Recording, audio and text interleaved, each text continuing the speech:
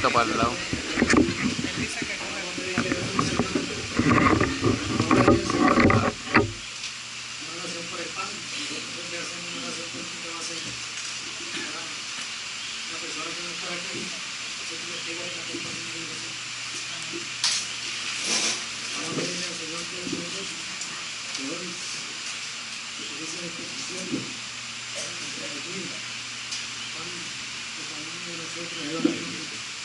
Para que se vean que le demos palabras sencillas, para que nosotros podamos entender, conocer y amar a nuestra Madre María. En ese nombre de Jesús, nosotros pedimos que bendiga los siglos de los siglos.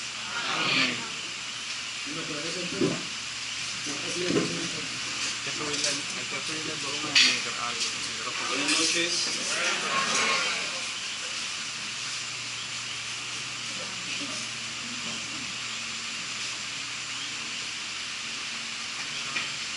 Muy bien, muy bien.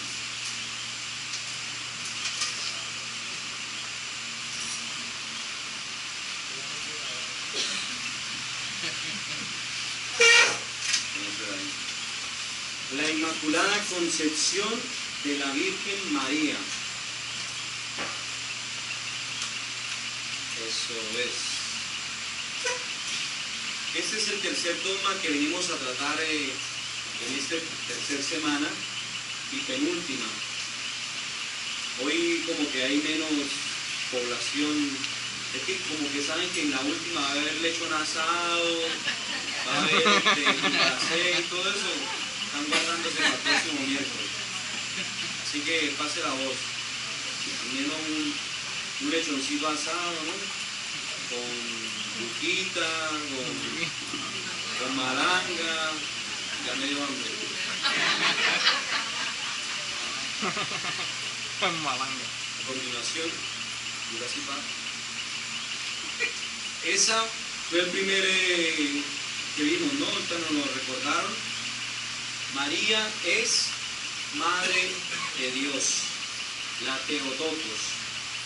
Esa preciosa imagen de un ícono bizantino es propio allí donde el niño en el cáliz sacerdotal hace presencia frente al vientre materno para significar propiamente eso, María, Madre de Dios, lo engendra en la carne. Siguiente. La Eipártenos, que vimos la semana pasada, María siempre virgen.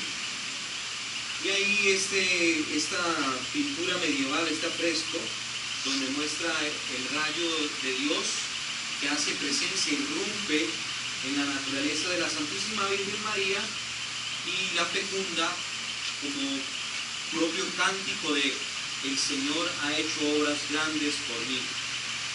El Señor manifiesta su poder en la carne humana. Y ahora vamos con el tercero, que es la Inmaculada Concepción. ¿Qué es un dogma? Para que recordemos un poquito y refresquemos qué es lo que vimos en el primero. Es una verdad de fe que está explícita o implícita en la divina revelación. Es decir, todos los dogmas de la Iglesia, en este caso los 4 dogmas marianos, están implícita o explícitamente en la Sagrada Escritura. No es que un papa se lo inventó, se lo sacó de la manga production y le dio por decir una afirmación, un concilio, sea en Éfeso o el segundo en Constantinopla, o como vamos a ver esto a través de una carta de un modo propio, una carta apostólica, perdón, Ineffabilis Deus. La Iglesia garantiza con su definición que se hallan contenidas en la divina revelación. Es decir, la Iglesia, hay fuentes, las fuentes de conocimiento son la Sagrada Escritura. ¿Cómo el cristiano conoce? A través de la Sagrada Escritura. ¿Cierto? A través de la Sagrada Escritura. Y el magisterio de la Iglesia y la tradición de la Iglesia. El magisterio de la iglesia, ¿qué es el magisterio de la iglesia? Es el Papa con todos los obispos reunidos en concilio, manifiestan unas profesiones de fe, unos documentos dignos de ser creídos como magisterio, como enseñanza de la iglesia, lo que la iglesia enseña. Después está la tradición, aquello que ha sido transmitido desde los apóstoles hasta nuestros días. Por lo tanto, Sagrada Escritura, magisterio y tradición. Esto es importante. Esto es una de las cosas que nos diferencia a nosotros con los protestantes. Cuando aparece Martín Lutero, el monje agustino, dice: ¿qué cuento eso del magisterio de la iglesia? ¿Qué cuento la tradición? A mí no me importa la tradición, a mí no me importa lo que enseña el Papa. El Papa hablaba mal del Papa, él decía: es el diablo encarnado, el fuego eterno, toda esa cuestión, bla, bla, bla. Un día sería interesante estudiar a Martín Lutero. Y dice: solo Escritura, solo la Biblia. Y entonces a que cada uno la interprete como quiera, a que cada uno diga lo que quiera y la tome como quiera. De cierta manera dijo una verdad, que es que todos los cristianos tengan acceso a la Sagrada Escritura. Pero aquí el problema es sin tener en cuenta que el magisterio de la iglesia conserva un tesoro y trata de que se enseñe según la tradición de la iglesia. Entonces sí, todos tenemos acceso a la Sagrada Escritura, pero no vamos a interpretarla, cualquiera no puede interpretarla como quiera, sino que debe tener en cuenta lo que la iglesia ha mantenido durante 2000 años, más o menos, esa tradición, para evitar los errores, para evitar las enseñanzas erróneas, evitar las desviaciones doctrinales, ¿no? Como aparecen en muchos lugares. Esta mañana yo estaba hablando entonces en una reunión sobre los desvíos doctrinales. Por ejemplo, yo apenas llegaba aquí a Puerto Rico, había la comuna. ¿Ustedes escucharon de la comuna de Aguada? La comuna de Aguada consistía en que un hombre se le dio por decir que él era Juan Pablo II, estaba recién muerto, y que él había tomado el espíritu de San Juan Pablo II, y la esposa era la Virgen María. O sea que él se había casado con la Virgen María y él era Juan Pablo II. Que eso se lo había revelado la Escritura a él. Y dice, esos exabruptos, esas locuras, uno dice, mirando la Sagrada Escritura, mirando el magisterio de la iglesia y la tradición, uno dice, este que se fumó, la fumó verde porque se fue. Y así pues, y hay otros ahí, los del Pozo, de Sabana Grande, por nombrar algunos, y algunos desvíos como Madre Lenita en Santa Montaña, que hay otros desvíos doctrinales que han sido subsanados y curados, y podemos señalar 2 o 3 más por ahí, como la señora que le caían pétalos de rosa del pelo y esto así, o que la Virgen que llora sangre, o que la Virgen se apareció en una taza de chocolate. Hay cositas así, ¿no? Entonces, la iglesia lo que garantiza es que esos dogmas están en la Sagrada Escritura y no van contrario a lo que ha enseñado la iglesia y a lo que dice la tradición. Normalmente los dogmas se dan en un concilio. El primero, como nos lo recordaron ahorita, fue en el concilio de Éfeso. ¿Dónde queda Éfeso?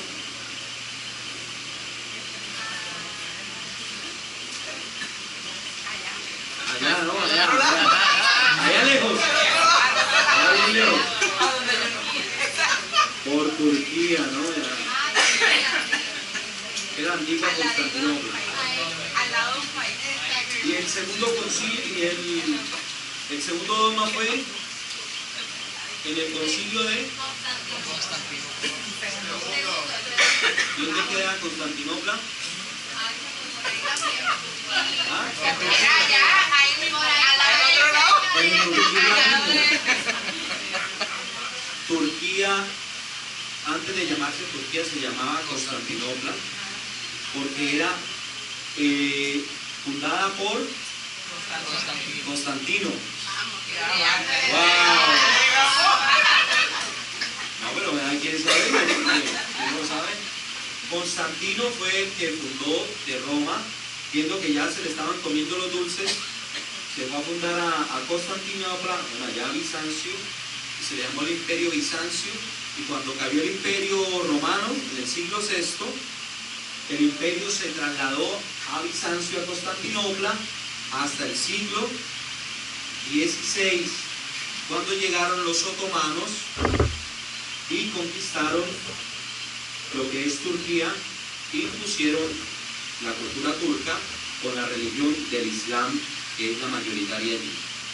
Y todo lo que era cristiano, pues ha sido tumbado, destruido, algunas cosas conservadas, como la Basílica de la Hagia Sofía, la Santa Sofía, hermosa, una basílica espectacular del principio del siglo V por allá, y que la conservan, aunque tienen escrituras del Islam, todavía detrás se ven algunos íconos cristianos, que Dios quiera que algún día lo podamos rescatar. Entonces, el otro modo de manifestar un dogma es ex cátedra. ¿Qué significa cátedra? ¿Ah? Enseñanza, ¿no? Y ex viene de una partícula del latín que sale, que viene de la cátedra, es decir, que viene de la cátedra de Pedro. Es cuando el Papa, normalmente aquí el concilio está el Papa con los obispos. ¿Cuándo fue el último concilio?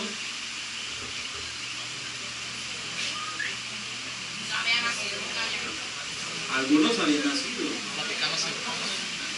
Ajá. Por allá atrás, ¿se acuerdan? El Concilio Vaticano II en el 65. Muy bien. ¿Quién fue el que lo abrió ese concilio?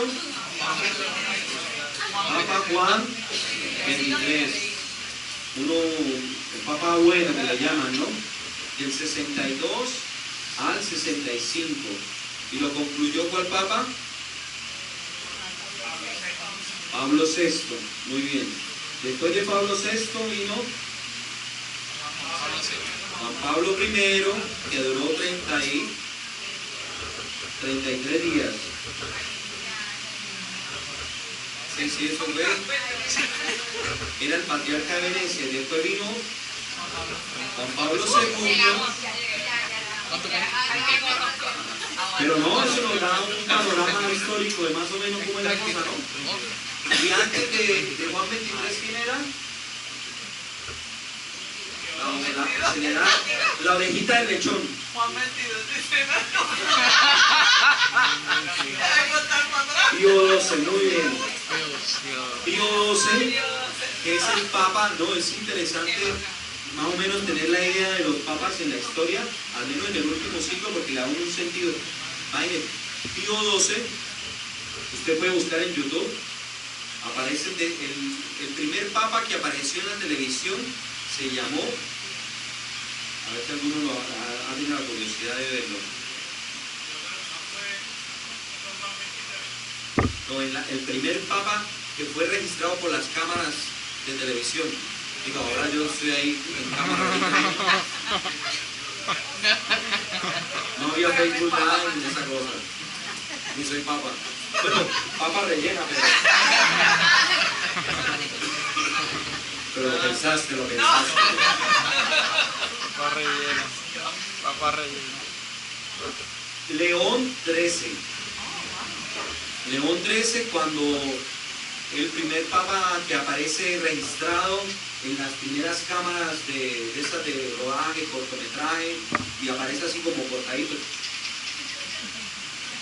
Y fue el que escribió esa encíclica famosa Rerum Novarum, para renovar todas las cosas que atacaba o defendía, se defendía del capitalismo. Apenas estaban haciendo el capitalismo a finales del siglo XIX. Después vino Pío IX, el Pío IX que bien bueno, antes de él estaba Pío IX, antes de él. Después vino Benedicto XV durante la Primera Guerra Mundial, antesito de él Pío X. Después de Benedicto XV durante la Primera Guerra Mundial estuvo Pío XI, Pío XII de la Segunda Guerra Mundial, que había estado con Hitler, nuncio en Alemania, y por eso conocía a Hitler y sabía qué era lo que tenía. Un dato así de un chismecito curioso. Los alemanes llegaron hasta la plaza de San Pedro y querían capturar al Papa, lo querían sequestrar. Yo subí en una casa que está ahí antes de la plaza de San Pedro, había un alemán de una comunidad religiosa la comunidad llamada Salvatorianos. Él era Pancracio Pfeiffer, y él escondía en el techo, es como decir, este techo, entre este sofrito y el techo superior, ahí escondían a los judíos. Yo hace poco tiempo entré allí y eran estos techos que caen así, de dos aguas. Y entonces ahí se escondían acostados, y los alemanes buscando a todos los judíos por Roma, ¿no? Se llevaron como a 500 y algo. Se lo llevaron para Auschwitz y fueron sacando. Y estaron ahí hasta el límite de la Plaza San Pedro, porque ahí se acaba Italia y ahí comienza el Estado Vaticano. Y el Papa Pío XII tenía una carta en su escritorio que cuando entrasen los alemanes a secuestrarlo, su secretario de Estado debía sacar la carta que decía: yo renuncio como Papa.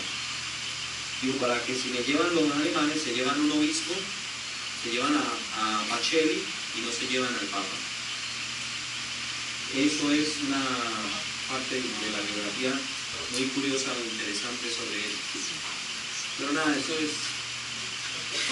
Vamos aquí. Cuando el Papa en concilio lo puede hacer, Éfeso y Constantinopla, segundo de Constantinopla, o ex cátedra, cuando el Papa se manifiesta, dice: yo digo, declaro tal cosa. ¿Qué es la Inmaculada Concepción? Primero, es la concepción de María, no es la concepción de Jesús. Primero a tener claro, concepción de María, es decir, que ella está redimida desde que fue ella misma concebida. Segundo,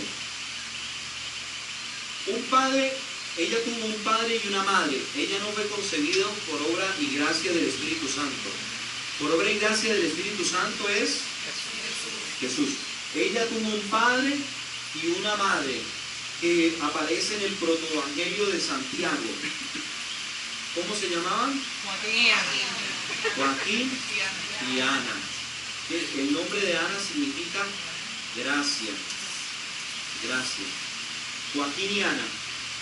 Pero el hecho de que ella hubiera nacido de una relación normal, sexual, Dios la redime desde el momento de su concepción. Vamos al tercer punto. Esa doctrina no aparece solamente cuando el Papa la dijo ex cátedra, vamos a ver después cuál Papa, sino que ya empieza a ser una tradición apostólica, es decir, desde los apóstoles, y vamos a ver por qué. Gracias, hermanos. ¿Qué dice aquí? La bienaventurada Virgen María, la bienaventurada Virgen María fue preservada, inmune de toda la mancha de pecado, origen, en primer instante de su concepción por singular gracia y privilegio de Dios omnipotente, en atención a los méritos de Jesucristo, Salvador del género humano. Gracias. Es decir, la bienaventurada, la agraciada Virgen María fue preservada, es decir, que ella no estuvo en contacto con la mancha del pecado original. Desde el primer instante de su concepción, por singular gracia, en atención, es decir, gracias a lo que ella iba a desarrollar, a lo que ella iba a desenvolver en la historia de la salvación, a los méritos de su Hijo Jesucristo. ¿Por qué?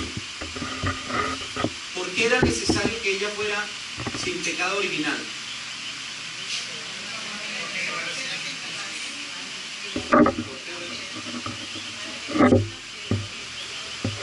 Para que Jesús naciera sin el pecado original. ¿Quién dice otra expresión? Fue escogida del Señor. ¿Qué más?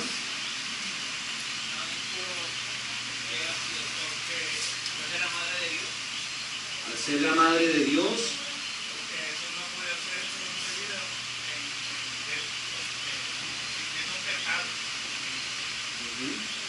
Jesús no podía ser concebido en el pecado.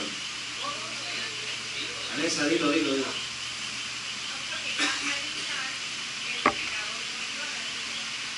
Muy bien, todos están correctos, pero el punto más central es lo que dice Vanessa, ¿no?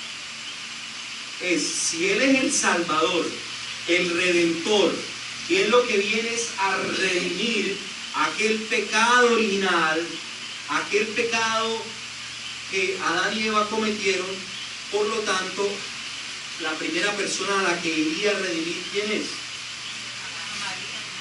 A su madre.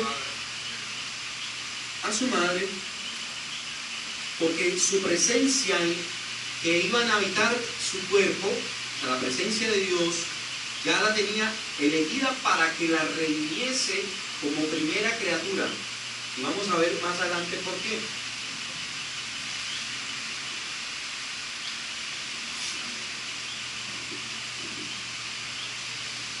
Más que a ninguna otra persona creada, Dios la eligió para ser santa e inmaculada en su presencia, resplandeciente de una santidad sin igual. Una santidad sin igual. No es que Tomás se llame Panaya o Panagia, pero normalmente en la tradición de Oriente se utiliza este término, Panagia, para decir pan. No el pan de comer, sino en griego pan es todos, y agios significa santo. Ella sería entonces la toda santa, así la llaman los ortodoxos. Ella es la toda santa, y lo manifiesta siempre la iconografía bizantina, manifiesta muy bien eso. Y hace ese juego con los colores, ¿no? De la divinidad y de la pureza. Entonces, Dios la elige para ser inmaculada, por una santidad sin igual. Una santidad jamás escuchada, jamás mostrada, jamás presentada.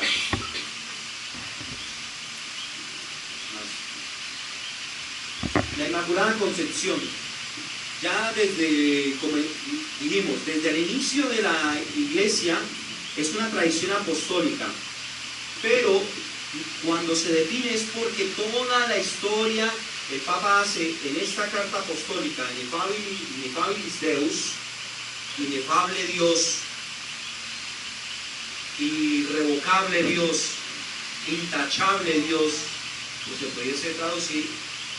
En esa carta el Papa hace un recorrido histórico de todo lo que los papas lo han dicho sobre la Inmaculada Concepción, desde el inicio del cristianismo.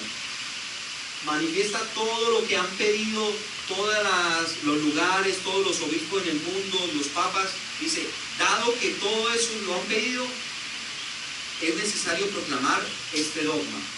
Y lo hace de un modo ex cátedra por primera vez. El 8 de diciembre, el día en que celebramos la Inmaculada Concepción, en 1854. Antecitos era el Estado Vaticano, los imperios vaticanos, territorios vaticanos, todavía no existía la unificación de Italia. Ya después de esto vendrían los ataques de Garibaldi y sus ejércitos contra el Estado Vaticano. Vamos a ver la definición. Es un poquito larguita, la carta es muchísimo más larga, pero algo rápido para leer. Esto es lo que dice el Papa. Por tanto, definimos tan. ¿Ah?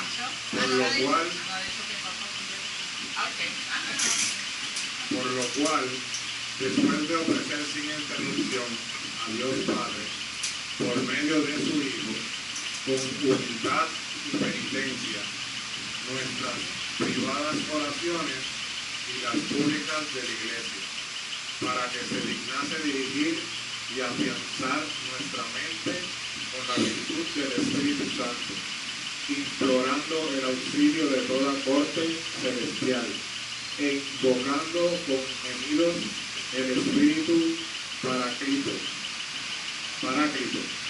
e inspirándonoslo él mismo, para honra de la Santa e Individua Trinidad, para gloria y pres de la Virgen Madre de Dios, para exaltación de la fe católica y aumento de la cristiana religión, con la autoridad de nuestro Señor Jesucristo, con la de los santos apóstoles Pedro y Pablo, y con la nuestra, declaramos, afirmamos y definimos que ha sido revelada por Dios, y de consiguiente que debe ser creída firme y constantemente por todos los fieles.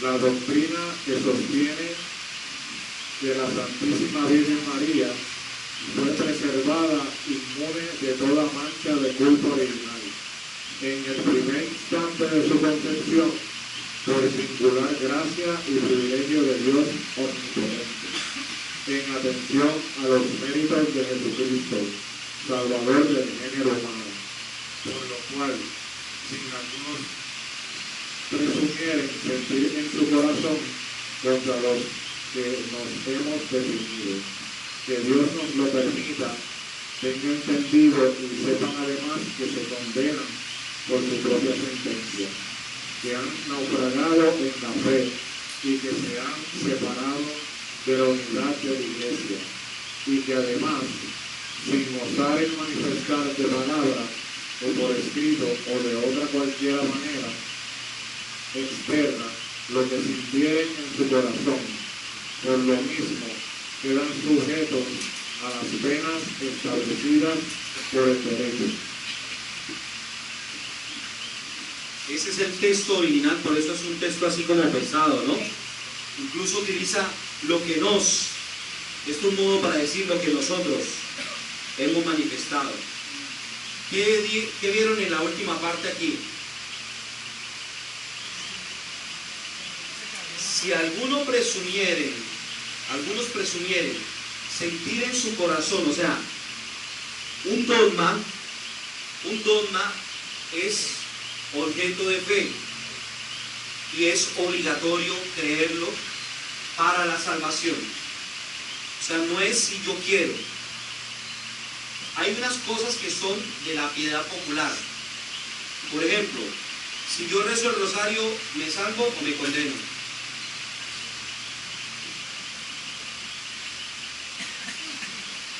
¿Qué opina usted? Bueno, dice, la respuesta sería depende. Depende porque yo no lo rezo. Porque yo odio a la Santísima Virgen María, yo odio a Dios, yo odio a todo el mundo. No, ahí sí ya es otra cosa. Pero si yo lo hiciese porque dice, mira, a mí no me nace la devoción de rezarlo, no estoy obligado a hacerlo para salvarme. No estoy obligado, al menos 10 veces en la vida lo tienen que hacer. No estoy obligado para salvarme. Estoy obligado a creer que Jesucristo está presente en la Santísima Cuerpo y Sangre del Señor, que Jesucristo es el Hijo de Dios, que Él es el Salvador, los dogmas cristológicos, que eso es otro elenco de dogmas, ¿no? Pero estos dogmas marianos también son objeto de fe y es necesario creerlos para la... Eso es lo que dice aquí al final. Si algunos hacen, incluso el Concilio de Trento hace el anatema, sí. Raúl habló del anatema, ¿se acuerdan? Te digo, ¿qué significa anatema? Maldito. Maldito. Maldito. Maldito sea. Ya no se utiliza ese tipo de lenguaje, ¿no? Juan 23 dijo, vamos a cambiar ese lenguaje del anatema, que suena muy fuerte. Entonces, esa es la declaración. ¿Qué dice Lucas 18? Ave gratia plena Dominus tecum, benedicta tu mulieribus, benedictus fructus ventris tui, Iesus. Santa María, Mater Dei, ora pro nobis peccatoribus, nunc in hora mortis nostre. Amén. ¿Qué significa esto?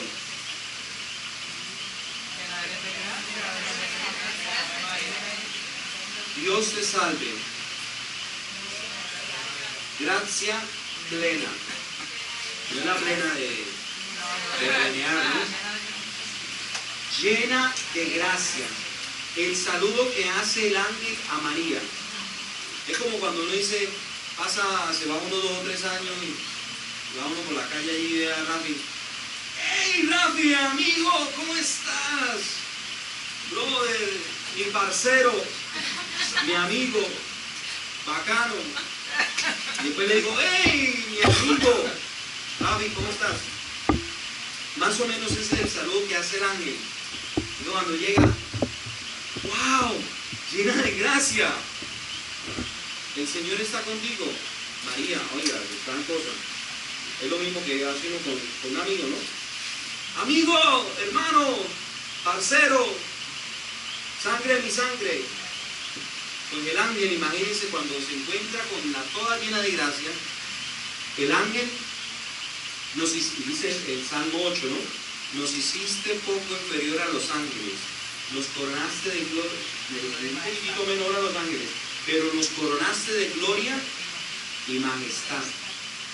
O sea, el ángel está a la gloria de Dios, pero ante Dios el ser humano es, el ángel no es criatura a imagen y semejanza de Dios. O sea, nosotros somos el espejo de Dios, esa belleza. Entonces, cuando el ángel saluda a María, le dice, llena de gracia. En ti existe la plenitud de la gracia. En ti no hay mancha, en ti no hay pecado, en ti no hay corrupción, en ti no hay doblez, en ti no hay engaño, en ti no hay mentira, en ti todo es pleno.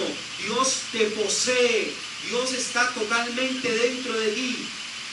En eso se fundamenta este dogma. Y lo rezamos en el Ave María tan sencillamente. Y ahí es lo que estamos diciendo eso. Tú eres toda llena de Dios. En ti Dios está totalmente y estás plena de Él. La belleza de Israel, la gloria de Israel, toda manifestada en ti.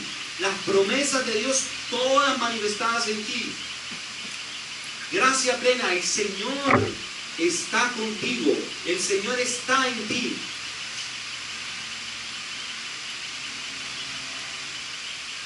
Dice el Catecismo de la Iglesia Católica en el 490, para ser la madre del Salvador, María fue dotada por Dios con dones a la medida de la misión tan importante, como decía Doris, ¿no?